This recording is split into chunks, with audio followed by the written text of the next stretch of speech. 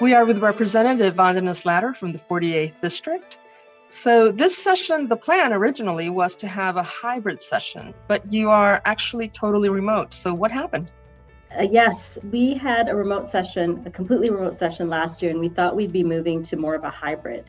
But with Omicron raging and the infection rate increasing every day, we've made the decision to be virtual, and we'll keep continually assessing that. We want people to be safe. We want the public to be safe. We want essential workers to be safe, and we want to be able to get our work done because we're only here for 60 days.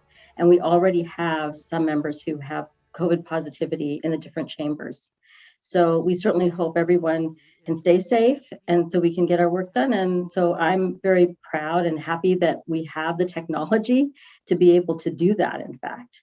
In some ways, it's actually had some benefits because we are seeing much more testimony from people who would not normally be able to make this trip to Olympia.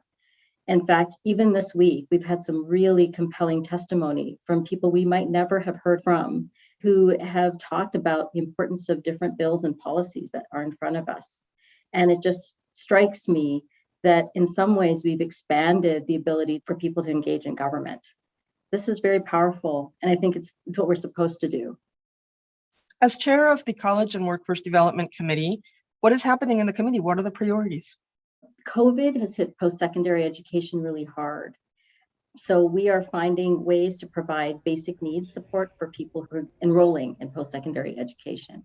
What we know is that we have more people aspiring to go and get skills after high school than at any time in history. But we also know that people who are wealthy or have the income level to do that are 5 times more likely to get a credential. And these days, having a bachelor's degree is almost having a baseline for getting a really good job, a living wage job. And we want people to have more access to that. And those who are in rural communities, those who are first generation students, those who are in marginalized communities or underrepresented are more significantly affected by this pandemic, by the fact that they can't meet some of their basic needs. So they are not staying in school, they're not completing a credential. So we have a series of 3 bills where we're trying to help people with that issue and that question. One of the bills is mine. We're providing bridge grants. These are grants, $1,000 grants to give people a chance to pay for childcare or transportation or housing. And we also want to expand the college grant, which is a really generous financial aid grant in our state. And in fact, it's one of the most equitable grants in our country.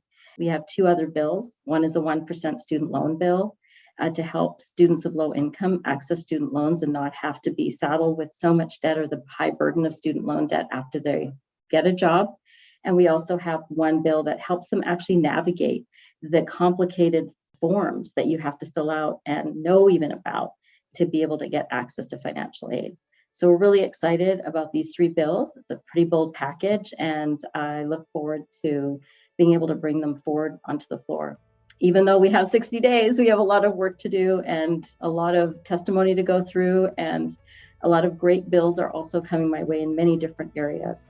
So I look forward to sharing more with you in the future.